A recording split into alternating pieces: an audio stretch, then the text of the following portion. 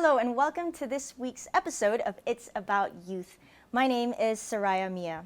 Now let's have a little recap of last week's episode. We discussed about the gig economy and if the protection and rights within the sector has evolved to meet the needs of gig workers.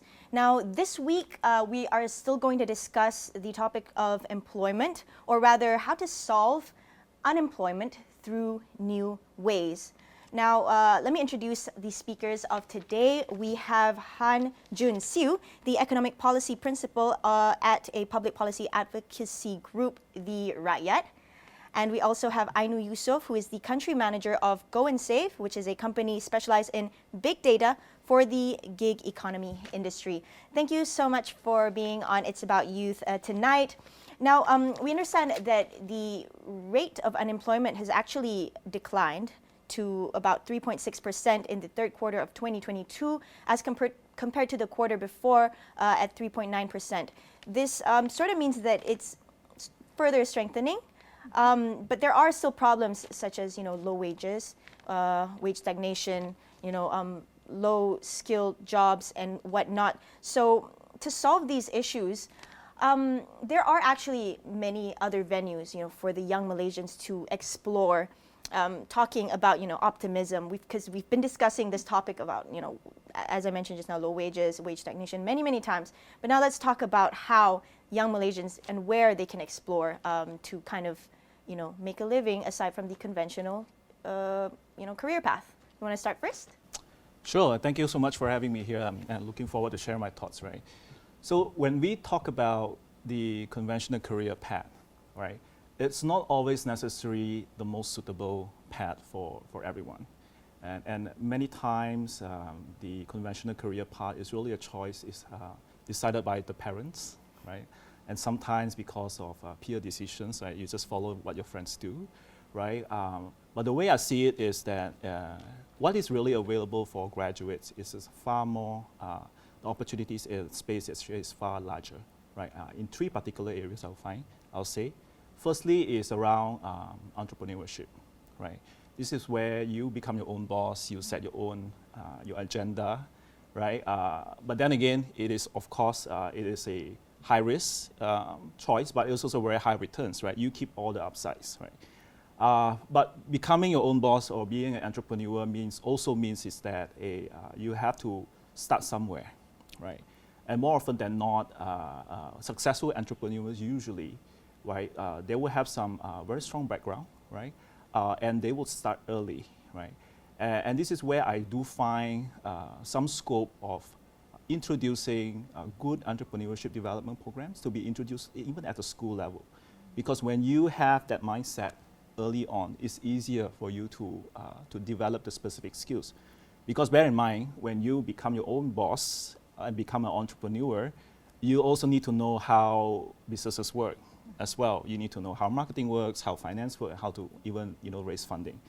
The second area where I do see also quite a lot of opportunities is around what I'll call the digital worker space, right? And this is a very broad description to really cover a wide range of jobs, ranging from like YouTubers, social influencers, data analytics analysts, and all the way to even people who do like freelancing for MNC companies around the digital space.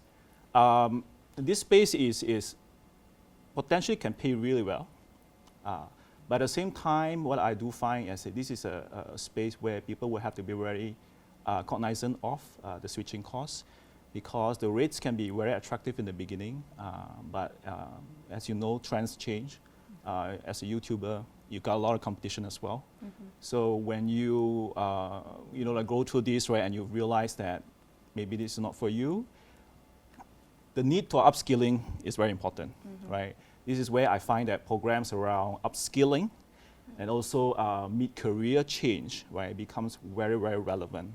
And this is an area where I think the government should pay a little bit of attention on, to people who are looking for, who goes to certain industries where it's very lucrative in the beginning, but they intend to switch career halfway, right?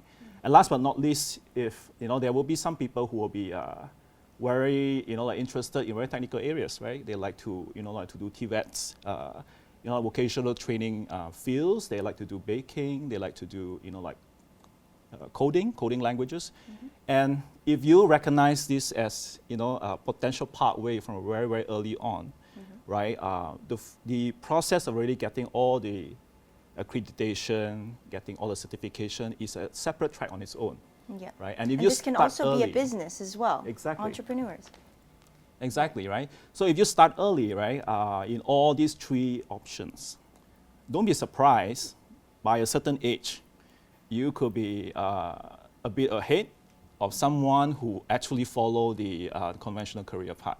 So I do think that graduates and even the youth these days will really have to broaden and open their mind a little bit to really explore these other pathways that could be attractive. Right, I like your points. Now, talking about broadening and opening their minds, all of the three pathways that you have actually mentioned, in today's world, we understand that technology is it's a useful tool. It can be a useful tool to any jobs potentially, right? So, Ainu, what do you think, or how do you think technology can impact the future of work? Okay, thank you so much for having me here. I think the way I view it, technology and also human, we live side by side with technology, and the way that this day with the advancement of technology, it's sort of enhanced human capacity and capability in order for us to improve our efficiency in our life alongside technology. And I think when we mention technology in general, there are misconceptions when people think about, hey, technology will be taking over our jobs and our life with automation, AI, etc. But we really need to think about that technology also create more jobs for the future. When everything is automated, you have to think about the process that comes behind it. We still need human mind, human skill to be able to program things. And we can't run away from having this two going along in parallel. So the way I view it, it is important for us to be able to make sure that we know how to leverage on technology, and in the future, like what Hans said, job that was never existed 50 years ago are now here. Data analyst, YouTuber, influencer, these are all jobs created because of technology. And looking at the gig economy in Malaysia, if you look at the statistics, it's around 26% of the workforce these days works in the gig economy. And the rest, 38% who's currently working in a 9-to-5 job are thinking to venture into gig economy. And it's not just doing P-hailing or E-hailing, it's also doing freelancing, being able to have your own flexibility and working in areas that remotely that you can work anywhere in the world, for example, but also still able to make your own living according to your time and having that work-life balance. So I think in the future, the way we view things, how technology complement workforce is by creating more jobs in the future, but also giving ourselves freedom to be able to achieve life out of work that we wanted. Mm-hmm. That's right. But let's talk about the role of the government and perhaps the private sector to actually, empower this sector, as you mentioned, this broad sort of landscape of new jobs in the coming future. Han, would you like to take this? I look at it as a two-pronged approach, to be honest. Firstly, if we look at graduates, right, supplying the right human capital, the government really needs to understand, right, the kind of talents, the kind of human capital and the expertise that is required, right, and being able to embed this very early on in our schooling curriculum, right. I will say, in late secondary schools syllabus, and also at the colleges level, right. Not so much so to actually create that human capital, to have that ready supply of human capital for the industry, but so much more towards creating the awareness. Right? The awareness is important because students and also their parents need to know the choices that are available. Right? What is attractive? Right? What works today? What is in demand today, right? So that they will be able to make better and more informed choices. On the other hand, right, Malaysia also needs a lot of companies, right? Businesses that are on the innovation or innovative age, right? That they innovate, that they require, new skill sets, right? New entrepreneurs, new knowledge workers, right? People who are well-versed in digital skills, right? But if you seriously look at Malaysia, right, majority of the companies are actually comprised of SMEs. SMEs don't really want to, invest a lot in technology. They are more concerned about, business disruptions if they want to implement any technologies, right?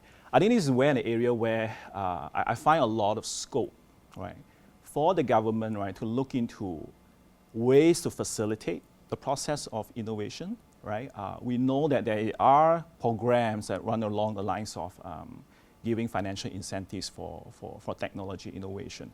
But then I mentioned, right, the real concern is not so much of funding for most companies.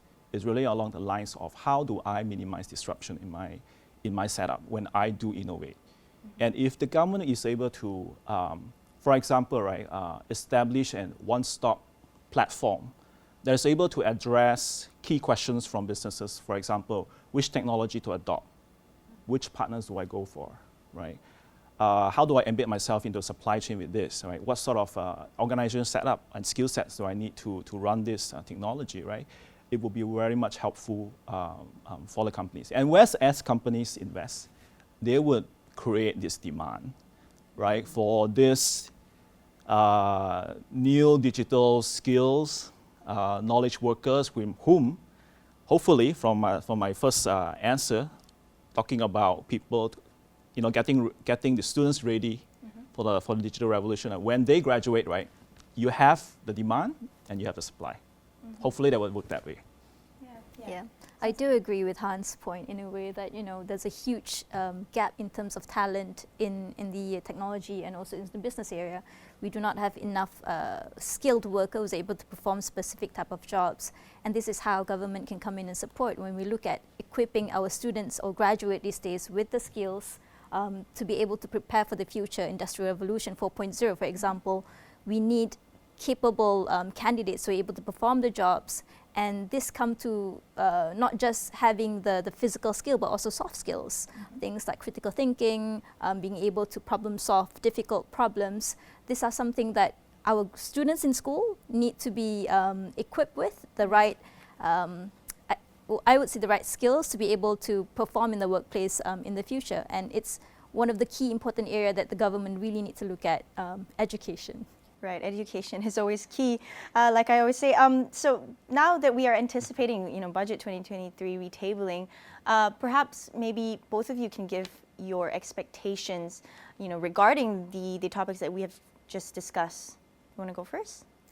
Well, one of the things that I wish to see more in terms of Malaysian landscape in helping our SMEs, for example, or even small businesses to thrive, is to look at giving more trainings or grants for them to be able to scale up. So one of the thing that Han mentioned is the resources, limited resources to scale up your business, limited knowledge, and also human resource. And I think the area where the private sector and also the public sector can come hand in hand to be able to provide more avenue for small businesses, for example, to thrive in the future is something that we should enhance and look at even more, because I think there are lots of opportunity to leverage on, not just having the government to plan everything, but also private sector to be able to channel their expertise, for example. And I know in Malaysia we have Huawei who are doing programs such as Seed for the Future,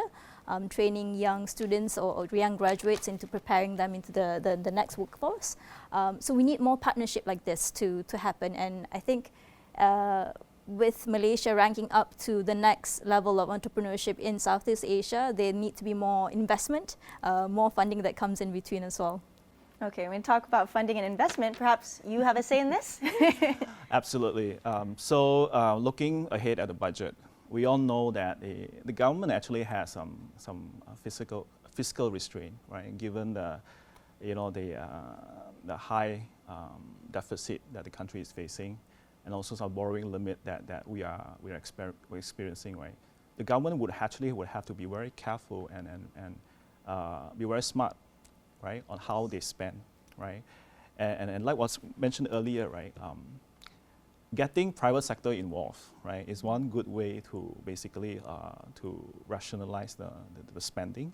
Not every amount of money needs to be spent by the government, right? You can encourage that spending, right? But you need to also involve, the private sector side, right, to really then help you to do certain programs. I'll just give you an example around entrepreneurship development, for example, right? If you look at the budget, there are actually quite a number of programs and quite a fairly large sum of money that's been allocated, right, for the development of SMEs and for development of companies. But if we look at the reasons why companies thrive and the reasons why companies fail, a lot of those reasons, right, are actually non-financial related. They relate to whether the leaders have the right skill sets, right? They relate whether they are able to find the right markets. They relate to whether they get the process right, and scaling up, right? Most companies actually find it very difficult to scale up, and that's because they have the unsuitable setup for that, right? In order for people to point that out, for companies to realize that hey, you need to do things differently, right? Having just funding programs that wouldn't suffice, right? You need a company to build linkages, right, with people who can do mentoring, right? With industry experts who can show new markets, right? And with people who can actually then help them to participate in trade shows, right? So a lot of these are stuff that are matters that only parties which are working on the ground and have very good on-the-ground coverage can really do. And the government is actually not in the best position to do so. So yes, the government has money, but then it has to work side by side, I think, with the private side, and that's pretty crucial. Mm-hmm, mm-hmm. So definitely, collaborations, private-public sector collaborations is very important. Before we head on to the next topic of this growing sector, which is online, online business or e-commerce, we're going to take a quick break, so don't go anywhere. We'll be right back.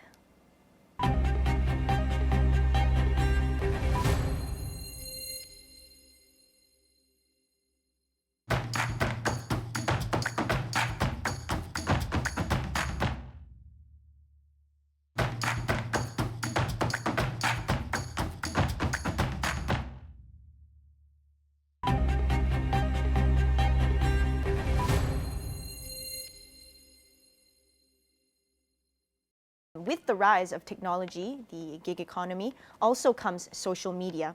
So if we actually pay attention, this sector is disrupting the norms of the ways of work, So I would like to get your opinions. What do you think about this? What are your thoughts on this new disruption? Okay, I like the word that you use, disruption. I think for me, it's sort of changed the way we work in a much more interesting way to look at it. So if you look at business, how business function, you go door to door to sell things. Now with social media, there's no more need to do that. You can just post stuff online, and then you get to be able to reach your target audience within minutes. And I think by using technology, it has transformed the way business operates in terms of how they interact with the audience, but also at the same time giving consumer a much larger power to decide what they want, because with one bad review, your business can crumble. And of course, this has happened to some, but also let's think about how to use it in a very creative way. Some company leverage on social media to become a bit more creative in promoting their product, getting perhaps influencers to come in and promote their. Which also creates jobs. It would also create jobs, and it's something that's quite interesting if you look at how social media function these days. It's not just creating, for people to share stuff about themselves now, but it also giving that power of interaction between business to consumers. And there's a whole lot area to look at this. If you look at the analytics of it, the algorithm that happens behind this, besides creating more jobs and opportunities, you can also leverage on social media to kind of inform you what your audience wants. Getting that feedback from your audience is something that's valuable for business, and it can be done in just 1 or 2 minute survey. And this is something that business can really leverage on these days. Yes, definitely. What about your thoughts on this? Well, for first-time entrepreneurs, social media is, it is a wonderful tool, right? because it does so many things, right? You can, like create your own market, you can link with your suppliers, right? You can embed logistical arrangements, like behind it. And before long, you can have a mini ecosystem, that for your business, right? The way I look at social media is one end of a continuum, right? And why I say that is that social media, or rather social commerce, right, is one very good way to test out, right, whether you have a sellable product, you have a sellable service, right, on a small scale, right, and on a far, less financial commitments, right, and if it becomes a success, right, one will need to start to think about how do you evolve from social media, like platforms, right, and this is where you start to think about, hey, like if I want to sell beyond, right, my circle of influence or people who like me, I need to sell to people who are not really tech savvy. They are still my customers if I want to target them. What about customers who want the touch and feel sort of like customer journey and the customer experience, right? So those things are I would say, for entrepreneurs who really make full use of social media, they will also need to start to think about the next step. Right? How do they evolve from a pure social commerce, right, into the next setup, which potentially could involve what I'll call a multi-channel kind of business, like omni-channel, right? You can run a social media, platform while selling your products along, on Shopee or Lazada, making full use of your payment rails and also the customer fulfillment journey, right? And you can add on top of that a physical store. Not so much to sell, but maybe to let your customer try things out, check things out, and for deliveries, the possible options are quite a lot. Permutations are there, but social media is a very good start. That's right. Now, talking about like expanding some more, perhaps technology. Social media itself is, of course, digital technology as well. But how can we leverage more on technology? Let's say you're just like, you started off small and then you want to just upscale your business and perhaps, go competitive on the global scale. What are your thoughts? Do you think how can technology play its role here? I think one of the challenges for SME or entrepreneurs in Malaysia is to be able to scale the product on a global level. And this is not a situation that is purely for Malaysia as well. It's for all business around everywhere in the world. And with technology, like Han said, you can reach audience beyond one specific territory. I can buy stuff from China, for example, and create something on my own, sell it in USA. And this focus on and leveraging a lot more audience and profitable for my business at the same time.